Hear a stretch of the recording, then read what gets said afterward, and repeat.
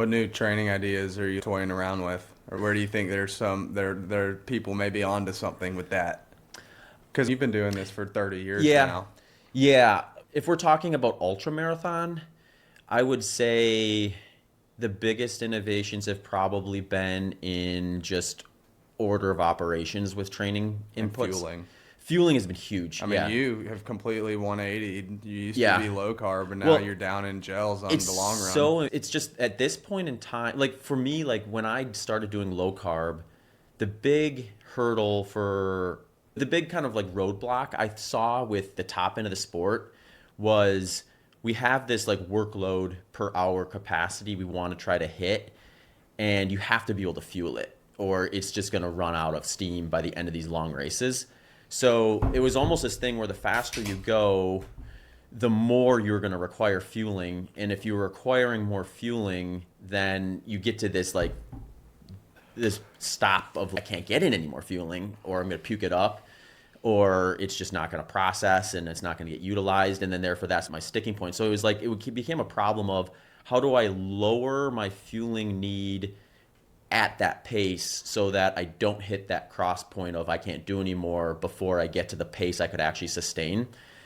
And now I just think we're seeing, whether it be the new products on the market or the strategies to be able to tolerate more, or just opening our eyes outside of just oxidation rates. Because it's really easy just to look at it through that framework of oxidation rates. If this is my carb oxidation, this is my fat oxidation, I replace the carb oxidation and I'm good. And if I can get that carb oxidation lower, then I just have to do less of it.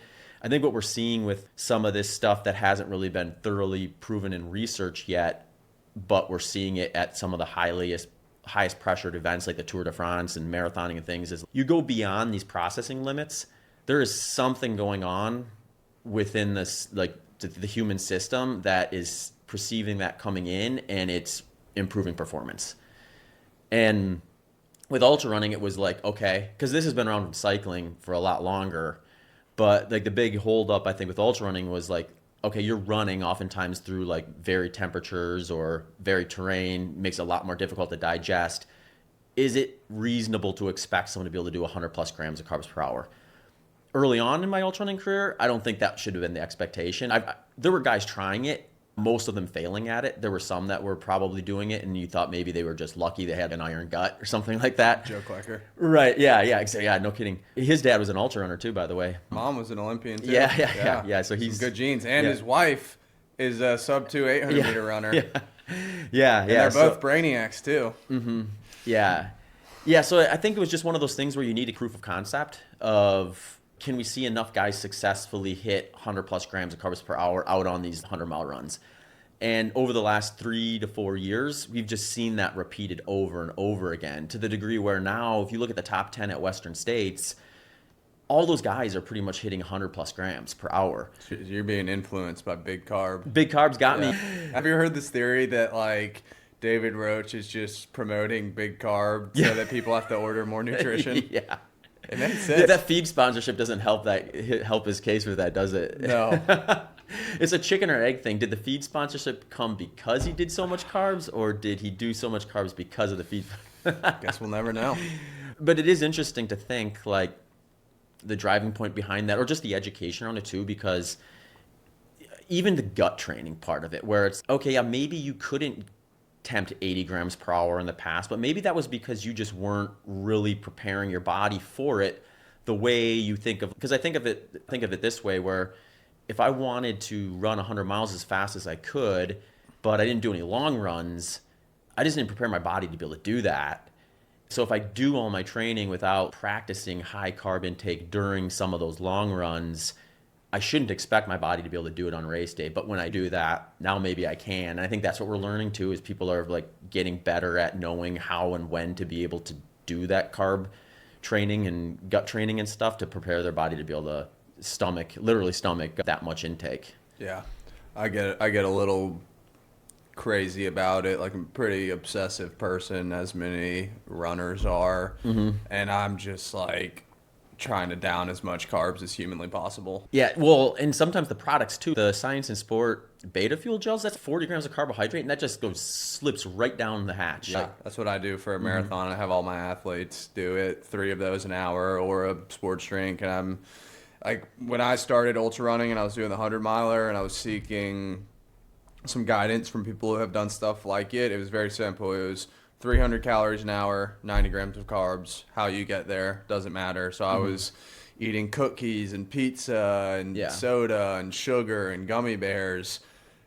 And in a way, ignorance is bliss. I did that one in 18 hours and 18 minutes, and I haven't gone anywhere near that speed since. Yeah. Granted, it's 110 degrees in the Florida Keys, and that's the only other one. And then the other one where I tried to run sub 13 hours, I just exploded and DNF'd at mile 92. But now it's, no, here's the blueprint. 2 of these gels, 1 of these carbohydrate drink mixes, down it, and you're good to go. That's the other thing I find interesting too, that I think also fed into the carbohydrate tolerance thing with ultra running, is better hydration. Better hydration, which I think goes along with better cooling too, because when I look at someone's like pinch point in a race, if they had a bad race because they had a digestive issue, sometimes I explore hydration first, because here's something else sometimes you'll hear a lot. I was doing, let's just say 60 grams of carbs per hour consistently, and it was working great. It worked well in training, and all of a sudden I got 2/3 of the way in this run, and all of a sudden that exact same thing just stopped working. It's like, why did it work for that first 15 hours and then all of a sudden decide to stop? We look into their hydration. It's like, well, you weren't drinking nearly enough, and you weren't engaging with hardly any electrolytes in your structure. So it's like your body's ability to tolerate that 60 grams of carbohydrate shifts once you start introducing like mild to severe dehydration. Now all of a sudden that same 60 grams feels really weird in your stomach, and it wants to come back up. So a lot of it, I think, is, okay, your fueling protocol was fine and it would work, but it also has to come along with really good hydration along the way too, which when you look at some of the data with ultra marathon running too, it's like you're probably not going to arrive at the finish line without some level of dehydration, because it's just the processing. The math doesn't matter. Yeah, it doesn't. Exactly. Yeah.